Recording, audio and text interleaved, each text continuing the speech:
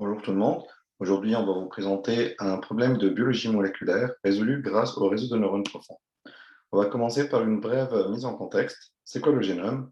Le génome est simplement l'ensemble de l'information génétique contenue dans une cellule.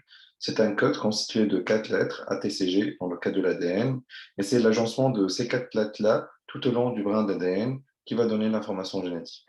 Cette information génétique va dicter le rôle biologique de la cellule. On va avoir une illustration de l'organisation de l'ADN. Ici, on a la cellule, le noyau dans la cellule et le chromosome dans le noyau. Et c'est dans le chromosome qu'on va trouver la molécule d'ADN, souvent représentée par une double hélice. Ici, on voit le fil que représente la double hélice. Et cette double hélice est embobinée autour de formes cylindriques. Ce sont des protéines appelées des histones.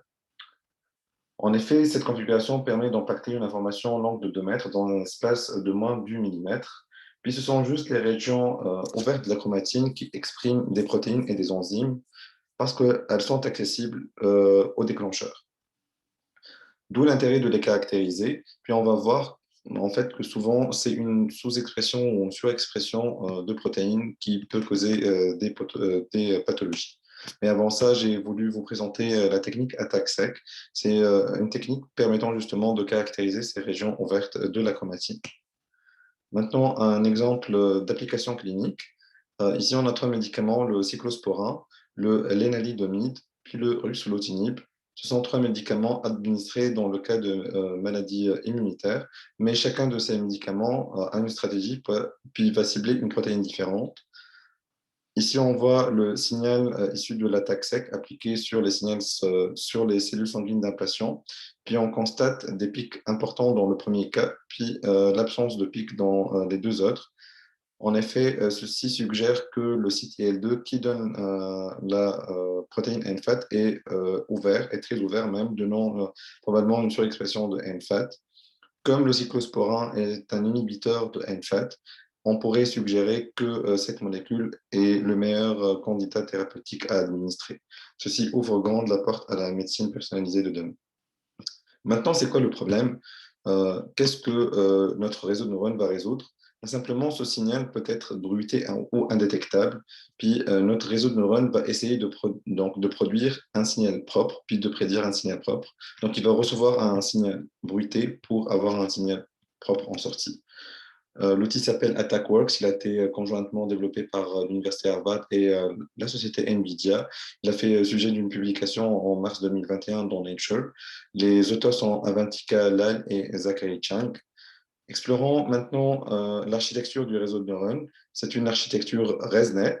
On peut constater ici les 5 blocs résiduels qui reçoivent en entrée le signal attaque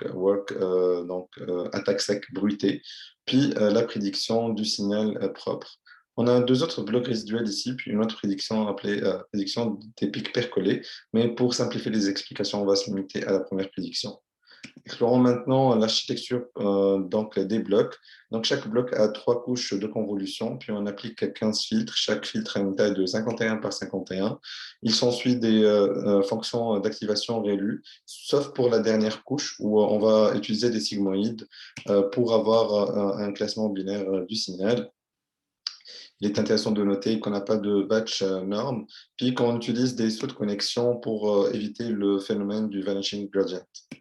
Pour les fonctions de perte, on utilise une agrégation de fonctions de perte. Chaque fonction a un coefficient, un coefficient. Puis ici, on observe dans le tableau les coefficients utilisés donc, pour l'entropie croisée, puis pour le coefficient de corrélation de Pearson, le coefficient est de 1, puis pour la perte quadratique, il est de 0,0005. Maintenant, on va regarder les résultats. En fait, ce qu'on a fait, c'est qu'on a gardé le signal issu des cellules sanguines de côté. On ne l'a pas inclus dans les données d'entraînement. Lors de la phase de test, on a bruité ce signal, on l'a donné en entrée à notre réseau, puis on a regardé la prédiction, puis on a constaté que la prédiction était très proche du signal propre, ce qui a laissé conclure qu'on a un pouvoir de généralisation parce que ce type de cellule n'a pas été vu auparavant par notre réseau de neurones. Et statistiquement parlant, après, on a caractérisé donc, le signal par une corrélation de Pearson et de Spearman. Donc, c'est une corrélation étudiée entre le signal AttackWorks, donc prédit, et le signal propre d'un côté. Puis on a fait une autre corrélation entre donc le signal bruité et le signal propre. Puis on a constaté que la première corrélation donc, était beaucoup plus grande et substantiellement donc, plus grande. Ici, c'est un tableau montrant les résultats. Donc, on a une corrélation de 0,8275 sur l'ensemble du génome et 0,8205 sur le chromosome 10 quand on utilise AttackWorks. Visuellement, le signal, ici, on a le signal propre, le signal bruité, puis le signal prédit. Donc, le signal bruité est l'entrée de notre réseau de neurones. Puis ici, c'est la prédiction. Puis on remarque donc que notre sortie a enlevé le bruit, puis que notre pic est maintenant similaire au pic propre. C'est la même situation ici. Donc, l'étude statistique du signal et l'exploration du signal a donné de très, très bons résultats. Puis à laisser donc les auteurs enthousiastes. On va conclure dans ce qui suit. Donc, on avait un problème pour caractériser une région ouverte de la chromatine. On a appliqué une technique, mais le signal de cette technique-là peut être bruité ou indétectable. On a appliqué notre réseau de neurones pour prédire ce signal. Puis les études statistiques, puis les résultats obtenus suggèrent une bonne prédiction et une bonne généralisation. J'espère que cette présentation a été bénéfique, puis on peut passer aux questions. Merci beaucoup.